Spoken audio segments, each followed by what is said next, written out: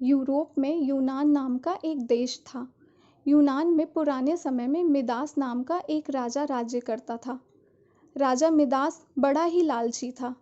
उसकी पुत्री को छोड़कर उसे दूसरी कोई वस्तु संसार में प्यारी थी तो बस सोना। वह रात में सोते सोते भी सोना इकट्ठा करने का स्वप्न देखा करता था। एक दिन राजा मिदास अपने खजाने में बैठा सोने की ईंटें और अशर्फियां गिन रहा था। अचानक वहां एक देवदूत आया। उसने राजा से कहा, मिदास, तुम बहुत धनी हो। मिदास ने मुंह लटकाकर उत्तर दिया, मैं धनी कहाँ हूँ, मेरे पास तो यह बहुत थोड़ा सोना है। देवदूत बोला, तुम्हें इतने सोने से भी संतोष नहीं है? कितना सोना चाहिए तुम्हें?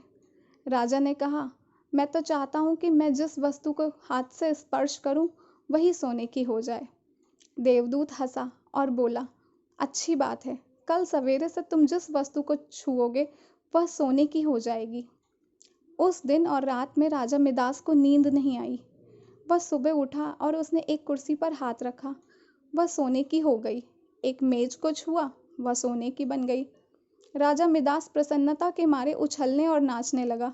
वह पागलों की भांति दौड़ता हुआ अपने बगीचे में गया और पेड़ों को छूने लगा। फूल, पत्ते, डालियां, गमले छुए, सब सोने के हो गए। सब चमाचम चमकने लगे। मिदास के पास सोने का पार नहीं रहा। दौड़ते उछलते में मिदास थक गया। उसे अभी तक यह पता ही नहीं लगा था कि उसके कपड़े भी सोने के होकर बहुत भारी हो गए हैं। वह प्यासा था और भूख भी उसे लगी थी। बगीचे से अपने राजमहल लौटकर एक सोने की कुर्सी पर बैठ गया। एक नौकर ने उसके आगे भोजन और पानी लाकर रख दिया, लेकिन जैसे ही मिदास ने भोजन को हाथ लगाया, वह भोजन सोने का बन गया। उसने पानी पीने के लिए गिलास उठाया तो गिलास और पानी सोना हो गया। मिदास के सामने सोने की रोटियां, सोने के चावल, सोने के आलू आदि रखे थे। वह भूखा था, प्यासा था, सोना चबाकर उसकी भूख नहीं मिट सकती थी। मिदास रो पड़ा। उसी समय उसकी पुत्री खेलते हुए वहां आई। अपने पिता को रोते हुए देखकर पिता की गोद में चढ़कर उसके आंसू पोंछने लगी।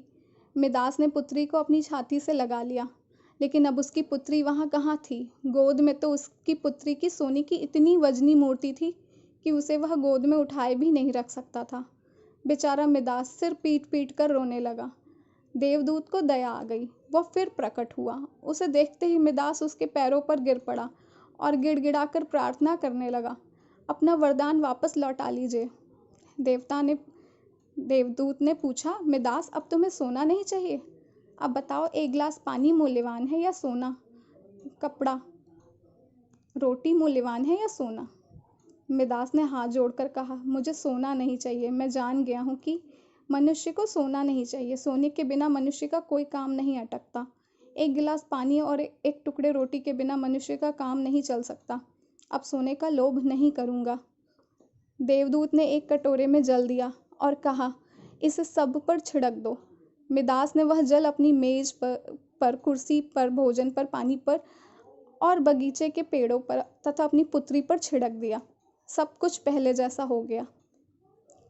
मनुष्य चाहे कितना भी अमीर और कितना भी गरीब हो, उसे कभी भी लालच नहीं करना चाहिए। अत्यधिक लालच करने से उसके पास जो होता है वह उसे भी गवा देता है।